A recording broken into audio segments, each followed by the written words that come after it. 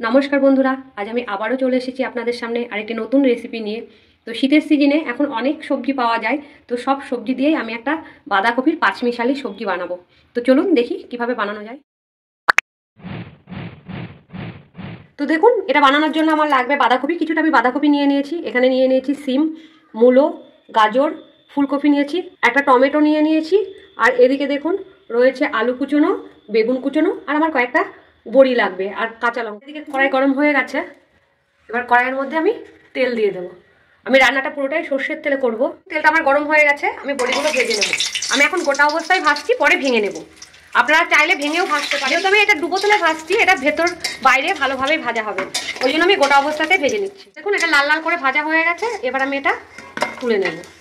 এই তেলের মধ্যে আমি দিয়ে দেবো একটা তেজপাতা, দিয়ে দেবো একটা শুকনো লঙ্কা, দিয়ে দেবো কাঁচা লঙ্কাগুলো।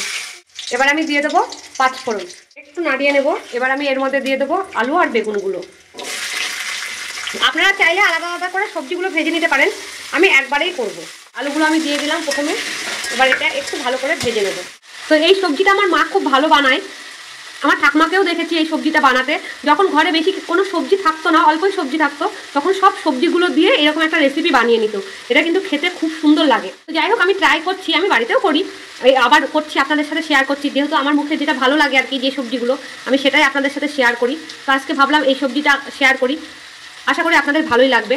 তো দেখুন ছোটো ছোটো করে আমি সব সবজিগুলো কিন্তু ছোটো ছোটো করে কেটেছি, খুব একটা বড় করিনি। সবজিগুলো আমার সব ছোটো ছোটো করে কাটা, তাড়াতাড়ি রান্নাও হয়ে যাবে।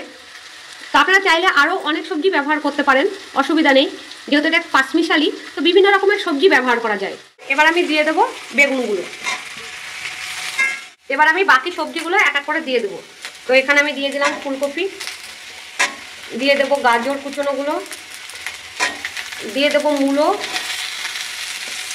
আর সিম। এগুলো আমি আরেকটু ভেজে নেব, এগুলো একটু ভালো করে ভাজতে হবে। তো দেখুন সবজিগুলো আমার ভাজা হয়ে গেছে, আর আমি এখানে বড়িগুলোও ভেঙে নিয়েছি। দেখুন বড়িগুলো ভেতরেও লাল হয়েছে। তো এবার আমি বাঁধাকপিগুলো দিয়ে দেবো। বাঁধাকপি, টমেটো আর বড়ি তিনটেই আমি একসাথে দিয়ে দেবো। যদি বড়ি একটু ক্রাঞ্চি খেতে চান তাহলে কিন্তু নামানোর আগে দেবেন। আমি যেহেতু খুব একটা পছন্দ করি না বড়ি ক্রাঞ্চি ভাব, একটু নরম হলেই আমার ভালো লাগে, সেই জন্য আমি এই স্টেজেই দিয়ে দিলাম। এবার আমি একটু নাড়িয়ে নেবো। আমি দিয়ে দেবো স্বাদ অনুযায়ী নুন, দিয়ে দেবো হলুদ, নাড়িয়ে নেবো। এবার আমি এটা ঢাকা দিয়ে দেবো। আমি এবার ঢাকনাটা খুলে দেখে নেবো, একটু নাড়িয়ে নেবো আর কি, দেখে নেবো না, নাড়িয়ে নেবো। মাঝে মাঝে নাড়তে হবে, নড়ে যাওয়ার ভয় থাকে। যেহেতু আমি এই সবজিতে একটু জল ব্যবহার করব না, এই বাঁধাকপি থেকেই যা জল বেরোবে আর টমেটো দিয়ে যা জল বেরোবে এই জলেই সেদ্ধ হয়ে যাবে। তো আমি আবার একটু নাড়া দেবো, দিয়ে ঢাকা দিয়ে দেবো। তো এইভাবে ঢাকা দিয়ে দিয়ে আমি সবজিটা করে নেব। তো এই সবজিটা বানাতে আমার একটু মশলা লাগবে, জাস্ট সামান্যই। তো এখানে আমি দেখুন কালো সর্ষে নিয়ে এসেছি, এটা আমি জল দিয়ে গুঁড়ো করব না, এমনি গুঁড়ো করে নিয়ে আসি। এবার আমি ঢাকনাটা খুলে নেব। তো দেখুন এগুলো আমার প্রায় সেদ্ধ হয়েই গেছে, আমি দেখে নেব আলু সেদ্ধ হয়েছে কিনা। দেখুন দেখুন ডিভাইড হয়ে গেল, গাজরও ডিভাইড হয়ে গেল। তো সবজি আমার সেদ্ধ হয়ে গেছে সুন্দরভাবে। তাই আমি একটু ধনের গুঁড়ো দিয়ে দিলাম, যে জল আছে ওই জলের সাথে কষানো হয়ে যাবে। আপনারা চাইলে দিতেও পারেন, আদারওয়াইজ স্কিপ করে দিবেন। আমি তো বাড়িতে এক এক সময় কোনো মশলাই ব্যবহার করি না, শুধু সর্ষে দিয়েই করে নিই।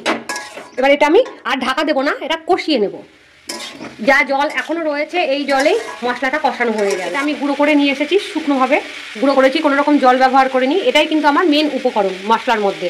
এটা আমি রেখে দেবো।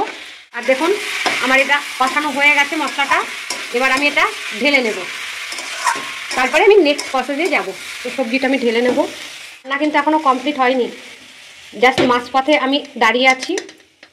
তো আমি ওই কড়াইটাই বসিয়ে দিয়েছি, কড়াইয়ের মধ্যে দিয়ে দিলাম সামান্য একটু তেল। তেলটা আমার গরম হয়ে গেছে, এবার আমি এর মধ্যে দিয়ে দেবো সর্ষেগুলো। এটা বেশিক্ষণ একদম ভাজবেন না, তেতো হয়ে যাবে, একটু জাস্ট নাড়াচাড়া করে এবার আমি তরকারিটা দিয়ে দেবো। এবার এটাকে ভালো করে আমায় মিশিয়ে নিতে হবে। দেখুন এটাকে আমি মিশিয়ে নিচ্ছি। এবার আমি দিয়ে দেবো চিনি, এখানে আমি 1 চামচ চিনি ব্যবহার করছি, এটা ছোটো চামচ। নাড়িয়ে নেব, যেহেতু এটা পুরো নিরামিষ তরকারি সেখানে একটু মিষ্টি দেবেন, মিষ্টিটা দিলে ভালো লাগবে। আমি এখানে মটরশুঁটিও দিই, কিন্তু আজকে আমার ঘরে মটরশুঁটি নেই, ওই জন্য আমি দিতে পারলাম না। এখানে আমি নিয়ে নিয়েছি একটু ময়দা, সরি এটা আটা, আপনারা চাইলে ময়দাও ব্যবহার করতে পারেন। তো এই ময়দাটা আমি এর মধ্যে দেবো। তো তো আপনারা চাইলে জলে গুলেও দিতে পারেন, এমনি শুকনো অবস্থাতেও দিতে পারেন, এটা বাইন্ডিংটা ভালো হবে। তো দেখুন আমি জল দিয়ে গুলে নিয়েছি, এবার এটা অল্প অল্প করে ঢালবো আর মেশাতে থাকবো। জাস্ট এটা বাইন্ডিংয়ের জন্য, এটা দিলে বাইন্ডিংটা খুব সুন্দর হবে। কেমন বেশ মাখো মাখো হয়ে নাড়িয়ে নেবো যতক্ষণ না আটার কাঁচা গন্ধটা যায়। আমার রান্নাটা অলমোস্ট হয়ে গেছে, এবার আমি দিয়ে দেবো ধনে পাতা কুচি। এটা দিয়ে একটু নাড়িয়ে নেবো। দেখুন দেখতে কি সুন্দর হয়েছে, কালারফুল, এটা খেতেও সত্যি খুব ভালো লাগে। তো দেখুন রান্নাটা আমার ডান, এবার আমি এটা নামিয়ে নেব, স্টার্ট করে দেবো। দেখুন কি সুন্দর মাখো মাখো হয়েছে, সামান্য কিছু সবজি দিয়ে কি সুন্দর একটা রেসিপি হয়ে গেল। এটা খেতেও কিন্তু খুব ভালো লাগে।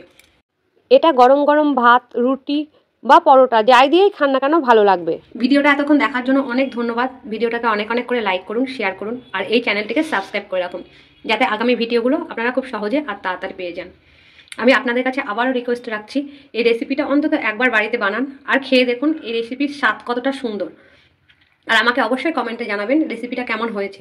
আর একটা কথা আপনাদের জানিয়ে দিই, এটা কালো শস্যের বদলে হলুদ শস্যেও করা যায়। আপনারা চাইলে হলুদ শস্য ব্যবহার করতেই পারেন, অসুবিধা নেই।